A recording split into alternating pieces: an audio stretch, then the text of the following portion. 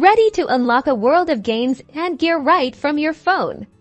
Today, we're diving into how to effortlessly add your Gamestop gift card to the Gamestop app. First things first, make sure you have the latest version of the Gamestop app downloaded and installed on your device. If you don't, head over to the App Store or Google Play Store and get it downloaded.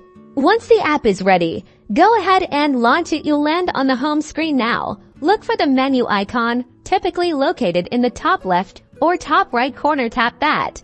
A menu will slide out, presenting you with several options. What we're searching for now is the Wallet or My Account section. Tap on the option you see. In the Wallet section, you'll see an Add a Gift Card button or a similar prompt. It might be a plus sign with the words gift card. Tap it. Now grab your Gamestop gift card. Carefully enter the gift card number and the PIN that's usually located on the back of the card, underneath the scratch-off area, into the designated fields. Double check that the numbers are correct, and then tap the Add Gift Card or Submit button. You should now see a confirmation message displaying your gift card balance, and that's it, folks. Your Gamestop gift card is now ready to use within the app for all your gaming goodies. Happy shopping!